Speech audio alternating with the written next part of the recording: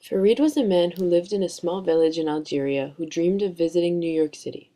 So he saved money to buy himself a ticket, gathered his belongings, and boarded a plane to JFK with an open return.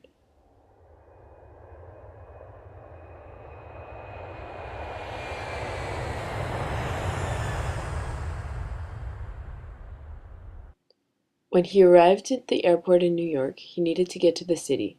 Outside the terminal, a man offered to give him a ride to Times Square. Farid was extremely happy. Times Square was the area he wanted to visit most, so he naively agreed and got into the car with this seemingly genuine stranger.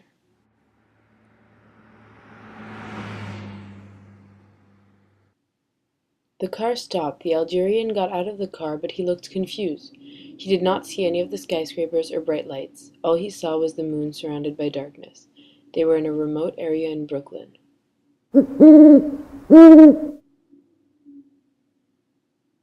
Suddenly, the stranger took off with all the poor man's belongings and wallets, leaving him all alone. All his things had been taken, and he did not know how to get to the city. Having lived in a small village in Algeria, he trusted people and assumed that he could trust them in the most glorious city in the world as well. But he was deceived. He was disgusted and wanted to leave this land he had so long dreamt of. Then it started to rain. When morning came, he asked for directions to Times Square, but many people wouldn't even bother to look at him.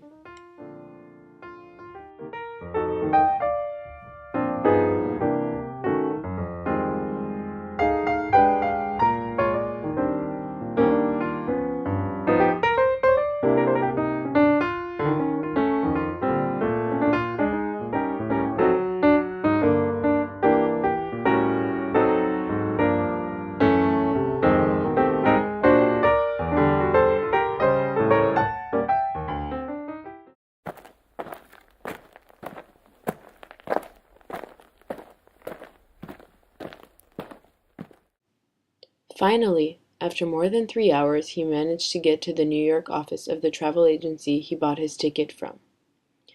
Farid arrived on 33rd Street at the New Frontiers office.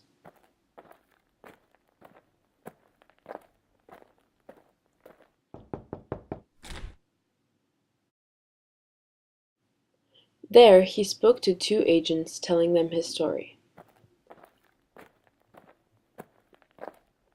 Unfortunately, his ticket required that he stay a minimum of 10 days, but he wanted to go home immediately.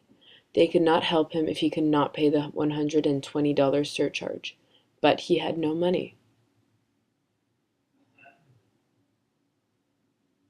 Then, an agent who overheard the situation decided she would help him get back to his village.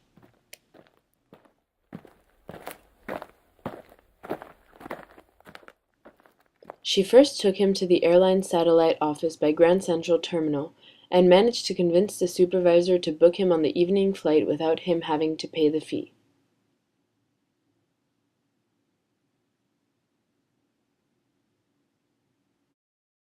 When it was time to return to the airport, she helped him get to JFK and hoped he made it home safely.